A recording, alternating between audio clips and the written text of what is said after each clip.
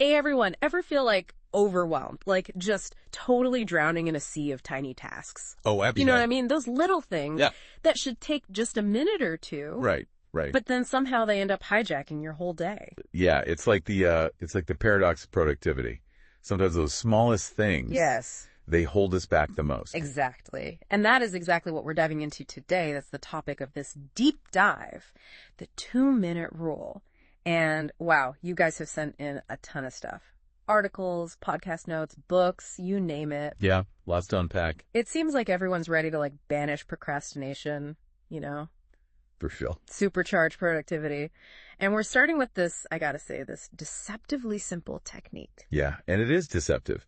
You know, the rule itself, which David Allen really popularized this in his book, Getting Things Done. Right, a classic. But it's so simple. It's almost like laughable. Basically, if it takes less than 2 minutes, do it right now. Don't schedule it. Don't put it on your to-do list. Just get it done. Okay, I have to admit, at first glance, it doesn't sound revolutionary, I guess. Right. There's got to be more to it than that, right? Oh, there's definitely more to it. So the 2-minute rule, it's not just about like saving a few minutes here and there. It's about kind of like outsmarting how our brains are wired. Have you ever heard of the Zeigarnik effect? It sounds familiar, but maybe a little refresher. Yeah, so basically it means our minds, they cling to unfinished tasks. Okay. Like a toddler to, like, I don't know, a sippy cup, anything. They just won't let go. Oh, I know that all too well. So all those little things we put off, Yeah. they're not just sitting on our to-do list. I see. They're taking up space in our minds, like valuable mental real estate. So it's like every single one of those little things Exactly. is draining our focus and energy. Precisely. Think about it. When you finally, reply to that nagging email or put away that stack of papers, doesn't it feel like this weight has been lifted? It really does, yeah. That's the Zeigarnik effect, but like in reverse.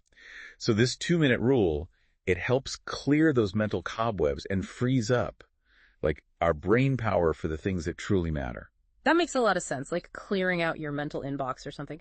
But how does this simple rule, how does it actually help us break free from procrastination? Procrastination, it feeds off that initial resistance. You know that little voice that says, ugh, I don't want to do it, I'll do it later. Yeah. The 2-minute rule is like, nope, don't even think about it, just take action. So instead of debating whether or not to do the dishes, you just start washing for 2 minutes. Exactly. And you know what? Once you overcome that initial, that inertia, you're much more likely to just keep going. Really? So those 2 minutes, they turn into 5, then 10, and boom, sparkling sync. It's all about outsmarting your brain's tendency to just put things off. Okay, I'm starting to see the light here, but it can't be all about dishes, right? Oh, definitely not. And this is where things get really interesting.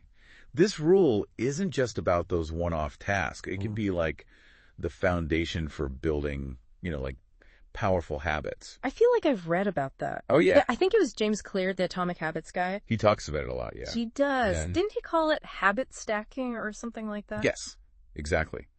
He says to pair a new habit you're trying to build with an existing one. Like, imagine hooking up a new car to a powerful locomotive. Oh, okay. So say you want to start meditating every morning, but 20 minutes just feels impossible. Oh, I've been there. Right.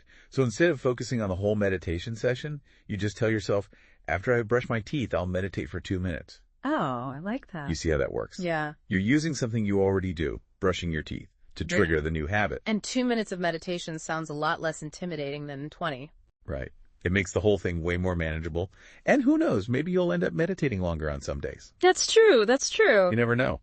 It's starting to sound less like a productivity hack and more like a Jedi mind trick. But seriously, I love these insights. So we've got David Allen on the power of tackling those small tasks now, and James Clear on using those 2 minutes to build bigger habits. Are there any other productivity gurus who've weighed in on this? Oh, absolutely. You can't forget Gretchen Rubin Oh, yeah. and her 1-minute rule. Right, right. Very much in the same vein. It's all about those little things, right? Like around the house and stuff. Exactly. It's amazing how much those tiny tasks, they can really impact, how we feel about our space. I feel like I definitely read about that in her book. Yeah. It was something about wiping down the counters right away and not letting things pile up. Yes. It's about preventing those little messes from becoming huge, overwhelming things. Okay, yeah. Think about it. Hanging up your coat the second you walk in the door Oh, I never do that. versus letting it pile up on a chair for days. Oh, I'm so guilty that the chair is like my coat hanger. But you see what I mean? It's about stopping that visual clutter before it even starts. Right. Okay. And just like the 2-minute rule, this 1-minute rule, it uses that power of like doing it now. It bypasses that whole should I or shouldn't I. Yes. It just makes it automatic. That makes sense. But now I'm wondering, like, is there a point where this backfires? Like, could I get so caught up in doing all the little 2-minute things that I never actually get to the important stuff? Oh, that's a really good point. It. And it's a risk with this, for sure. It's called context switching, and it's something to definitely be mindful of. Our brains, they aren't really designed for constant multitasking. So even if each thing only takes 2 minutes, Right. if I'm constantly switching between like cleaning, emailing, organizing, Yeah. that could actually make me less productive overall. Yeah, it's like you're trying to write a novel, but you're also answering emails and folding laundry at the same time. Right. Your focus is just like scattered. Right. You can't get into a groove with any one thing. Exactly. So how do we avoid that? Is there a way to get the benefits of this 2-minute rule without it taking over like my entire day? There is, and it might sound a little weird, but it's called strategic procrastination. Wait, did you just say strategic procrastination? I thought all procrastination was bad. Not necessarily. It's about being, intentional about it. So let's say you have to do this big, complicated project, Yeah. like a report or something. Instead of forcing yourself to work on it when you just, really don't have the energy, you can use those 2-minute tasks strategically. So like when I'm like dreading working on this huge thing, Exactly. I should just clean my desk instead. Exactly. Because those little tasks still need to be done. And doing them gives you like a little feeling of accomplishment, even if it's not the main thing. So you're channeling that procrastination Oh, wow. productively. I never thought I'd say this, but I think I'm starting to see the upside of procrastination. But this is smart. So we've talked about this 2-minute rule to stop procrastination, build those good habits, even use those moments when we're like strategically avoiding something big. But is there a link between this simple rule and just like feeling better in general? Or is that just a bonus? It just seems like something so small, Right. like knocking out a 2-minute task. Right. It just seems kind of insignificant in, like the grand scheme of things. It's easy to think that, but it's amazing how connected our environment and our like mental state really are. Okay. That's where this goes beyond just like getting things done. Remember the Zeigarnik effect? Oh, yeah. With the unfinished task. Exactly. Those things, they don't just clutter our thoughts. They cause like low-level stress, and it's constant. Because it's always there in the back of your mind, like nagging at you. Exactly. Every time you see that task that's not done, it triggers a little bit of stress. But when you use the 2-minute rule and take care of it, you're not just checking it off a list. You're actually reducing your stress level. Wow. I never thought of it like that. It's like decluttering your mind, Yeah. creating some peace and order, one little thing at a time. So it's not just about being more productive. It's about feeling calmer, more in control. Exactly. And that feeling, that sense of control, it can impact other parts of your life too, like even your relationships. Really? Think about it. Those small gestures we want to do for people, but never get around to.